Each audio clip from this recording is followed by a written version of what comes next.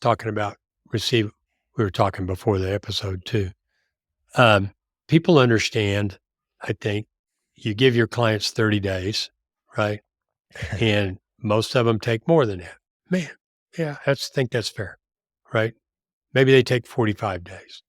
It's the same thing. If you have $1 million worth of receivables out there and your average is 45 days and you allow 30, if you can get it back down to 30, you're saving about, what is that? I think the math would be about $500,000.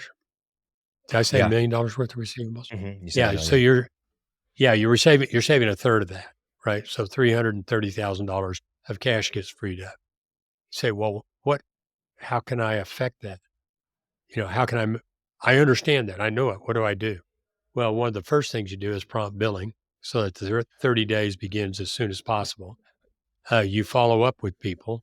You call them when they're coming due, and you stay on top and people come to understand. You do correct billing and you do prompt billing, right? Well, and a lot of these things, I mean, if you're working with, if you're a subcontractor and you've got big GCs, sure, there's contracts, they're not getting paid if it's a big municipal job on certain schedules. It's a little bit more challenging to get paid really quickly. But if you're working directly with homeowners, if you're working with smaller GCs as a subcontractor, you need to be billing regularly and your payment terms need to be much faster. You don't give a homeowner 30 days. And I've seen it. You don't do it. I've seen landscaping companies that give apartment complexes 30 days. No. You do the job, you get paid. That's what it should be.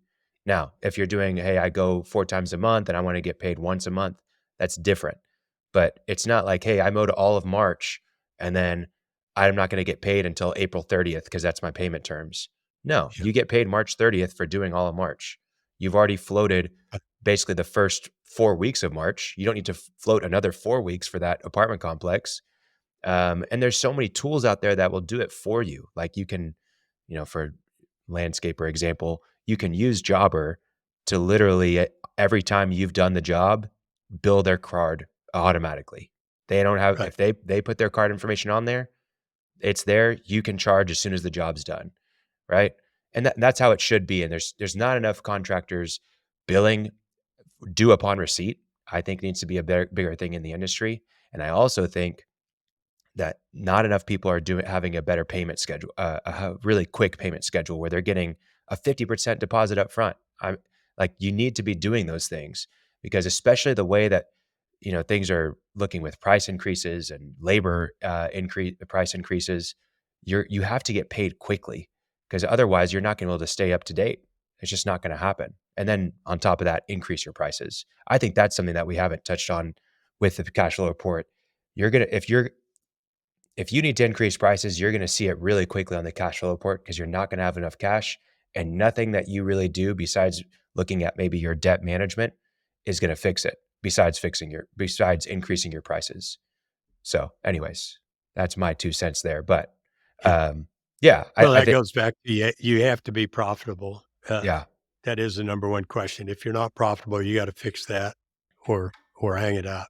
yeah, You got to do what it takes. right.